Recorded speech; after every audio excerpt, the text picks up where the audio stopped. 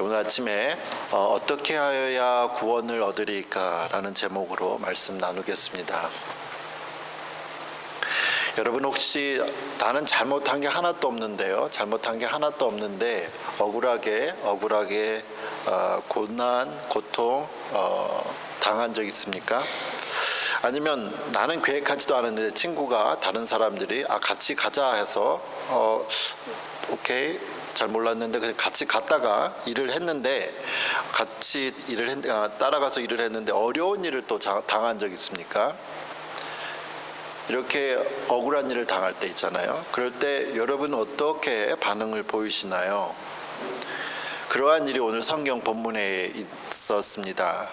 오늘 성경 본문에서 바울 일행은 하나님의 뜻을 따라서 이제 유럽의 복음을 전하고 유럽의 첫 교회인 이 빌립보 지역의 교회를 이제 세웠죠. 바울 일행이 빌립보에 있는 동안에 이제 일어난 일이 오늘 우리가 읽었는데요. 사실 무슨 일이 일어났냐 보면 빌립보에 이 점치는 이 귀신 들린 여자가 있었습니다. 그게 이제 종이죠. 여종들이 있었는데 점을 너무 잘 치니까, 귀신같이 맞히니까 돈을 너무 많이 벌고요. 그렇게 해서 그 주인들이 큰 돈을 벌고 있는데, 이 귀신들이 예수님의 영이 함께 하신 이 바울 일행을 정확히 또 알아보고 저들에게는 구원자 예수 그리스도의 영이 있다라는 얘기를 매일같이 큰 소리로 하니까 너무너무 힘들어서 귀찮고 복잡하고, 그래서 바울이나 또 예수님도 그랬지만 이런 식으로 복음이 전해지길 원하지 않으셨거든요. 그래서 이 여인을, 귀신을 쫓아내고 이 여자는 미래를 바라보는 점치는 능력을 잃어버립니다. 돈을 못 벌죠. 결국 주인들이 돈을 못 벌게 되니까 바울과 그의 일행, 동료인 실라를 로마 풍속을 분란하게 한다는 이유로 고소했고 고발을 당합니다. 바울과 실라가 고난을 당하죠. 옷이 찢기고 매도 맞고 하면서 이제 감옥에 갇혀요. 이렇게 보면 바울은 사실은 원래, 우리가 지난주 설교 봤지만 바울은 원래 오늘날의 이 터키 지역에 있고 싶어 했잖아요. 근데 하나님이 다 막고 하셔서 이 사람을 하나님의 계획인 이 유럽으로 가게 하셨습니다. 본인 뜻이었으면 이렇게 고난받을 일이 없었을지도 몰라요. 근데 하나님의 뜻인 줄 알고 거기 갔더니, 하나님이 가라고 해서 했더니 처음에는 일이 잘 되죠. 쉽게 교회가 개척이 되는 것 같습니다. 그런데 그냥 귀신 들린 여자 고쳐줬다고 고난을 당하고 있어요. 여러분이 만일 바울 일행이라면 여러분은 어떤 생각을 하실까요? 내가 뭘 또 잘못했나? 아니면 하나님의 뜻을 따른 게 분명했잖아요. 환상을 보고 왔으니까. 하나님의 뜻을 따르다가 고난을 당하면 이거 참 억울하네, 그런 생각 드나요? 아니면 내가 잘못한 거 없는데 하나님하고 같이 하라고 해서 이렇게 고난을 당하면 앞으로 또 무슨 일이 일어날지 모르는데 그냥 하나님이 하라는 거 그만둘까? 이런 생각 가질 수 있을까요? 아니면 계속 열심히 하자, 이런 생각 같나요? 디모데후서 1장 8절에서 바울은 이렇게 이야기합니다. 그러므로 너는 디모데에게 얘기하는 거죠. 내가 우리 주를 증언함과 같이, 바울이 우리 주를 증언함과 또는 주를 위하여 갇힌 자 된 나를 부끄러워하지 말고 오직 하나님의 능력을 따라 복음과 함께 고난을 받으라. 복음과 함께 고난을 받으라. 바울은 지금 젊은 디모데에게, 약 30대 중반에 있는 이 디모데에게 복음과 함께 교회 사역, 또 복음을 전할 때 이 고난이 따를 것을 말을 하고 있고, 그걸 피하지 말고 고난을 받으라고 말을 하고 있습니다.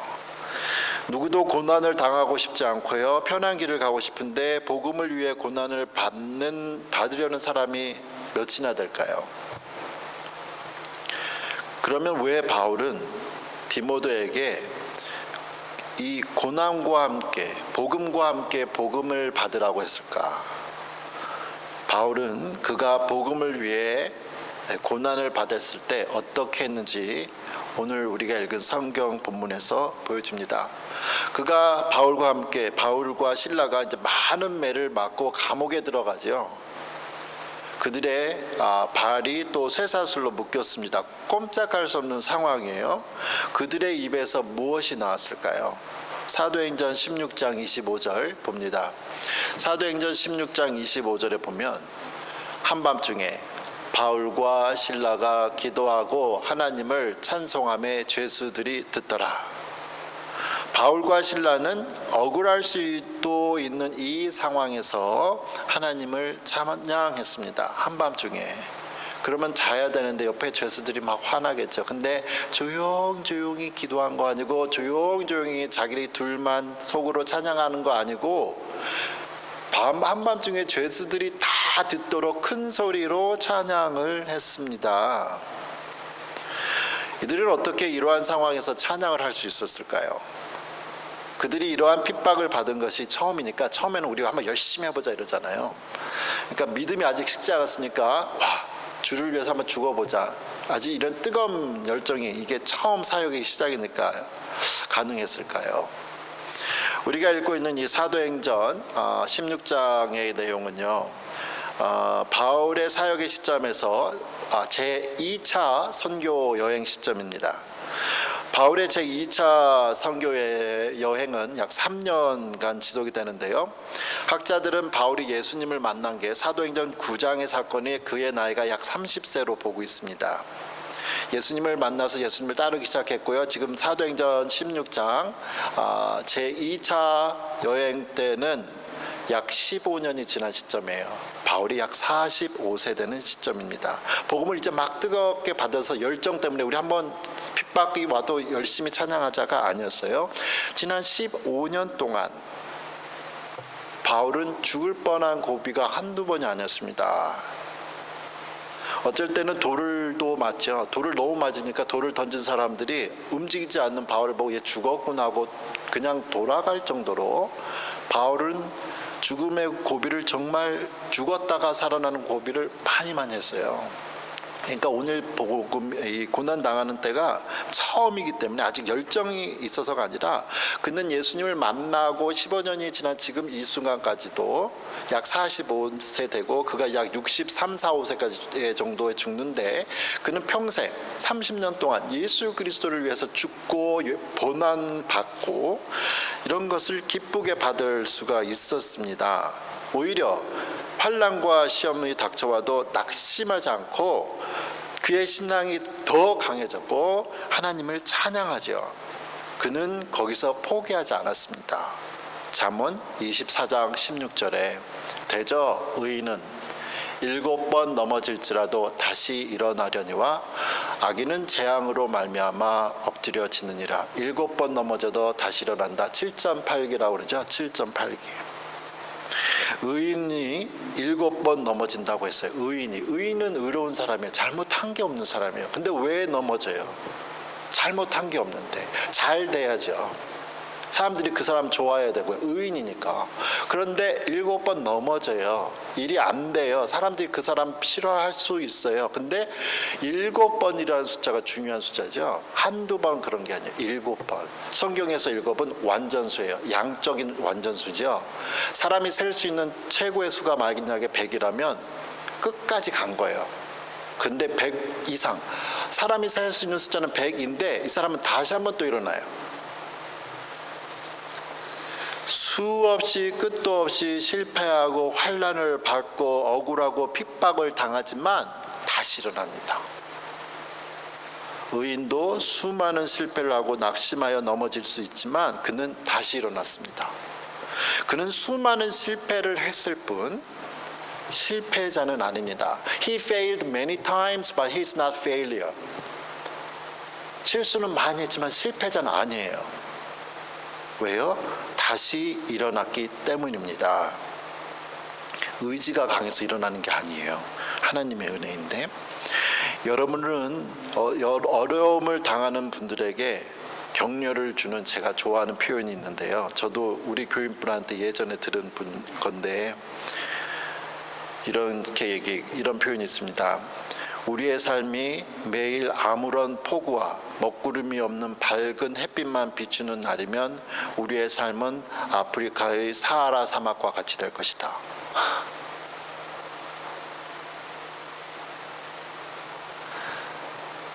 우리가 지금 어려운 시간을 지나는 동안에 흘리는 그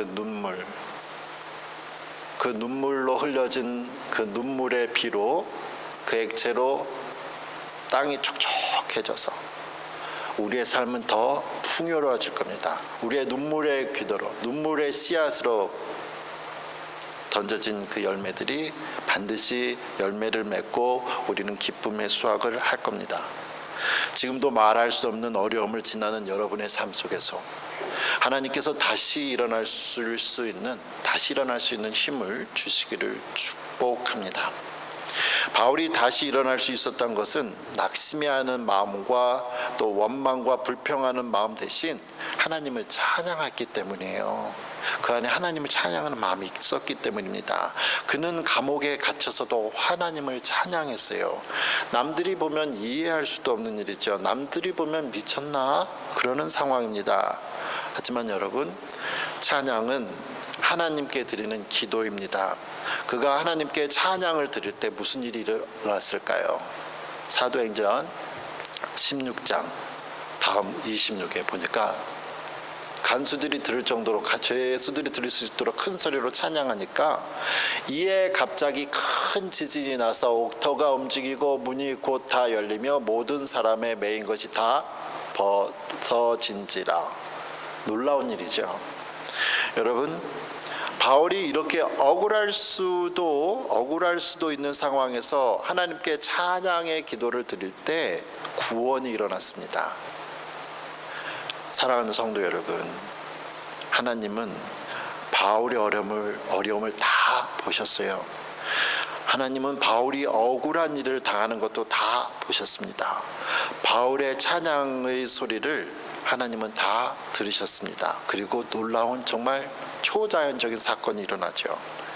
출애굽기에 보면 하나님께서 모세를 부르셔서 이스라엘 백성들을 이집트의 종으로 살던 때를 구원하실 계획을 말씀하신 때가 있습니다.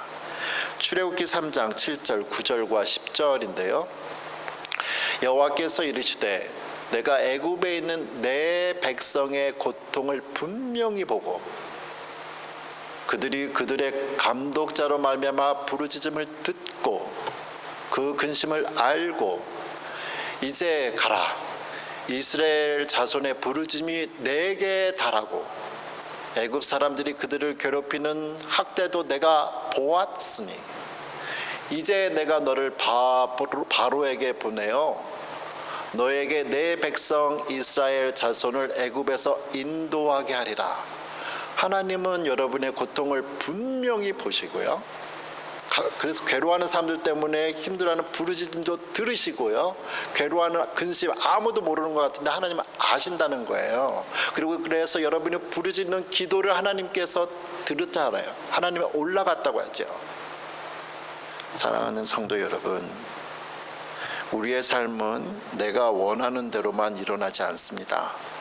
하지만 나는 내가 바꿀 수 없는 상황을 어떻게 반응하는지 나는 선택을 할 수가 있어요. 그러한 상황에서 우리가 할 수 있는 선택은 두 가지입니다. 하나는 원망과 불평이죠. 원망과 불평을 한다고 상황은 바뀌지 않습니다. 또 하나는 그래도 이 모든 상황을 통해 하나님의 뜻을 이루실 것을 믿고 하나님을 찬양하는 일이죠. 여러분의 선택은 무엇입니까?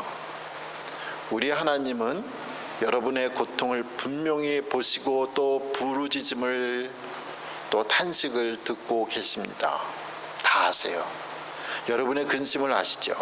그 하나님이 오늘 옥에 갇힌 바울을 초자연적인 방법으로 구원하신 것처럼 여러분을 구원해 주실 것을 믿습니다.